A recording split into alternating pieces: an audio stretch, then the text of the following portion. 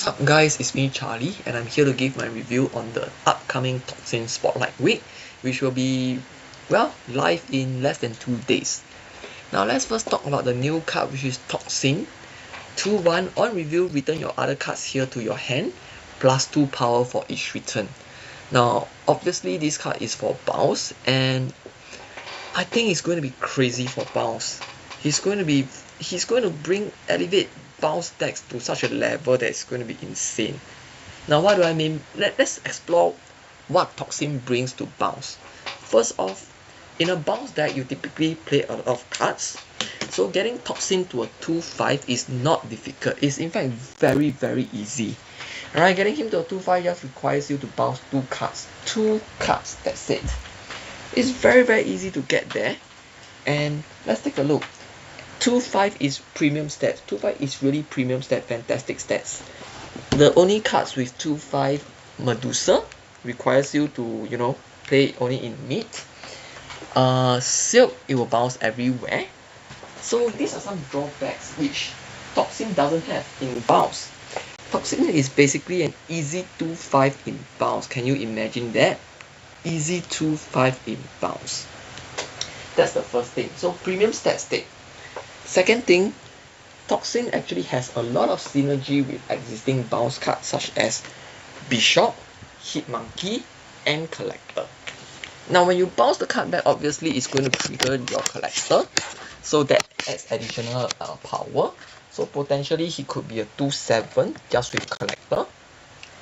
You are able to bounce the low cost cards back to your hand. You are able to play them again, so obviously it will trigger it will trigger Bishop again, which is basically just adding more power. You are able to bounce those low cost cards back to your hand. You are able to play them again, or with Hit Monkey. That's synergy with Hit Monkey. So that's the second thing Toxin can do for the existing bounce archetype, which is basically, it has synergy with key power scaling cards in bounce: Collector, Bishop, Hit Monkey. Now the next thing that we're going to talk about is Toxin's effect. Toxin effect is crazy for bounce. Alright, when the reason why bounce decks are called bounce is because you want to bounce those cards back and you want to play them again, because typically the abilities are fantastic. For example, if you were to bounce back Sage, you are able to re-trigger Sage ability again. That's crazy. You're able to, even simple things, you're able to re-trigger, let's say, Silver Saber. That's a very cost effective card. That's a that's very high value. Silver Saber goes from a 1-3 to a 1-5. That's fantastic value as well. Alright, anytime you can play a 1-5, you are happy. Alright, let's say you're able to bounce back Hood and then create another demon. That's crazy as well. Alright, if you're happy with 1-5, you're going to be elated with 1-6. And the fourth thing that Toxin brings to the table is, well, like what I mentioned, bouncing Hood. Okay, the problem with bounce, okay, not the problem with bounce, a small problem that bounce faces is Hood. Alright, bounce player want to play Hood, but of course Hood being a -3, there is some issue. And if you want to bounce it back, if you want to have a very clean bounce back, you need Falcon, alright, or you need Beast to be operating in the correct lane with Hood. So that involves some kind of planning. But now you have another bounce archetype, another bounce card to help you deal with Hood.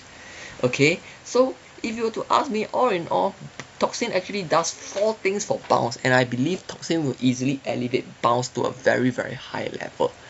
Okay, if you hate bounce, I'm sorry, you're gonna have a very horrible upcoming week. Okay, bounce is going to be everywhere.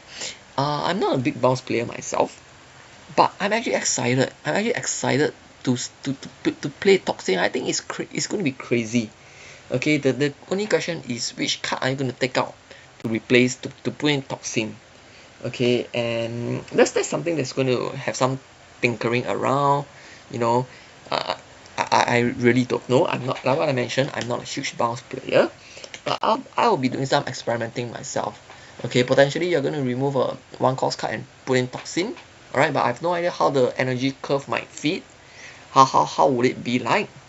Okay, but one thing for sure, Toxin is going to be fantastic for bounce. Toxin will be fantastic for bounce. No doubt about it. Now we move on to the next card in the spotlight, which is Zabu. Zabu's return, he has been reworked to a 1/2. On review, give each 4 cost card in your deck -1 cost. Now, I've mentioned in the video that explored the OTA, when Zabu was reworked, I mentioned that I do think that Zabu is going to be back to his glorious day, not the OP glorious day when he was a season pass card, but back to the days when he was giving 4 cost card -1 cost, and he was a 2/2 ongoing. Was he a 2/2? Was he a 2/3? 2/2. I think he was a 2/2. Okay, and the true fact is he has returned, but not to the kind of level that I expected, that I predicted. That said, I don't think it is a knock on his strength. I think it's a fact that the mana is shifting to low cost cards. Okay, we're seeing a lot. Agent Venom, Tina, Kitty, in your Agent Venom decks. In terms of Scream Kingpin, which we are seeing a lot. We are also seeing, your small movers, your Polaris, your Spider-Man. The only 4 cost card that's played in that deck is the Gron. Right, of course there's Miles Morales, but nobody actually played Miles Morales. If you are looking at other kind of cards, other things that is very popular right now, right, they are all mainly small cost cards, low cost cards, 3 cost, 2 cost, 1 cost. Right, Kate Bishop is extremely popular. So overall, I think that's the problem. The problem is that we are shifting to lower cost cards. So that's why we do not see Zabu being as prevalent. In terms of power, I do think that in terms of strength, I think that Zabu is back to his old self. Alright, the only downside is a little bit of RNG role is involved. You see Zabu returning to War Machine lockdown decks, and yeah, you can see it does have a very strong impact. Right, War Machine lockdown is one of the best decks right now, and Zabu is in it. So Zabu is definitely very, very good at, as an energy cheat to cheat out your 4 cost cards. It's just that people are not playing as many 4 cost cards decks. People prefer your Tina, your Growing, your Agent Venom. Okay, and I can understand why. There are a lot of fantastic cards that, don't cost 4 costs. Cassandra Nova, even Speed. Okay, so I think that Zabu is strong. It's just that the mana is not loving that kind of play right now. So yeah, it's kind of a pity. If you were to ask me, Zabu is you're not gonna be upset if you if your key landed on Zabu. Yes, he's a Series 4, but he is a very powerful Series 4. It's just that he's not popular at the moment. Alright, he's just it's more of I don't know, it's a popularity thing. You see, it's a popularity thing. Not being popular doesn't mean he's bad. Now move on to the final card, which is Elsa Bloodstone. Okay, and Elsa Bloodstone, 3/3, each card you play to fill your site of allocation gains +2 power. Now when Elsa Bloodstone was released as a season pass, she was cracked, she was insane. And she actually created this small movers package, she actually created a deck that then #1 Marvel Snap player Lambi from Singapore, same as me, termed as Silky Smooth. Right, so basically it's small packages, you move things out, you fill the location, you move the things around with jab, or things like that go back to your hand, Kitty Pride, Vision, things like that. So you fill and you move, So it was a very interesting playstyle, and when Elsa was at the height of her powers, it was crazy. Yeah, it was basically an insane deck. It was a #1 deck in that sense. But after certain rework, certain nerf, let's see. Right, she was actually released as a 2 cost, right? But after she was nerf reworked to a 3 cost, she basically fell off. And when she was released, it was +3 power, so it was crazy. Now, after she was moved to a 3 cost, she basically fell off the cliff. Nobody wanted to play her anymore. I think that's because the time you get to skill is delayed by 1 turn, and 1 turn is a lot. 1 turn is really a lot, because in certain scenarios you are able to buff 2 cards in one turn, right? With your Kitty and a Jeff. So, or even things like Nightcrawler. So I think Elsa has fallen off a lot, but with the recent shift of the meta moving to playing low cost cards, there is a good possibility that Elsa will return to the meta, right? Because if you are able to if you are going to play a lot of cards, chances are you're going to fill a location, and if you're going to fill a location, why not get a +2, right? So why not get a +2? Everybody wants that. It's a free power buff, and if you are able to get 2 cards buffed, that's you're getting a 3/7, okay. And while it's not exactly insane, because look, speed is able to get there as well.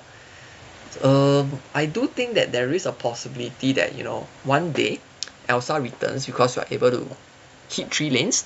You're able to hit the 3 lanes, and so when you're hitting 3 lanes, Elsa is a 3/9. So I do think that there is a possibility that Elsa returns to the meta. We are shifting to, you know, small cards. Sorry, not small cards. Lower cost cards being played, and I think that actually bodes well for Elsa. Okay, I am not so sure whether Elsa is going to, you know, be back very very soon. But as we move towards that direction, okay, I do think that Elsa could return. I really do think Elsa Bloodstone could return. Right, there was a point in time where I was very tempted to shell 6,000 tokens to get Elsa, honestly. So yeah, I do think that Elsa is not a bad card to have. She can create, she does make some very interesting decks. The Silky Smooth deck is one of the most beloved deck of all time, I would say. A lot of people enjoy playing Silky Smooth. It's a very fun deck. You feel the location, you move it out, you know. It's very interesting. It keeps everyone on their toes, right? Yourself and your opponents as well, because basically you want to move your things all around. It's very fun. It is very fun. It's a very fun card. So long story short, in conclusion, Toxin is absolutely correct. It's going to be an insane card for Baus. Some people have been saying that, oh, you know, he can be used to clear things, you know, clear goblins, clear acid arrows, basically clear things. But clock is no longer that prevalent, and I don't think it's going to be that good in that sense, alright? Because we have seen some similar arguments in cards like Cersei, in cards like Annihilus, but basically unless you play the archetype, you don't run those cards. But Toxin is definitely a very strong card if you love Baus. If like me, you are 50-50 on Baus, alright, I do enjoy playing Baus. It's just that I do not enjoy playing it extensively because I think it can be very draining on your mind. So I'm not a big brain kind of person, so it can be very draining. Overall, I think Toxin is a get unless you absolutely hate Baus and absolutely do not wish to play Baus. Okay, if you are 50-50 on Baus, get it. I'm getting it. Next card is Zabu. Zabu is series 4. I already have Zabu, but like what I mentioned, Zabu is not a card that you would be upset about if your key lands on him. Alright, unless you already have him. Elsa Bloodstone, things don't look good for her at the moment, but I do believe that the meta is shifting in a direction that favors her. Alright, so yeah, if a key lands on Elsa, sure, you won't feel good right now. You won't feel good right now. I can guarantee you that.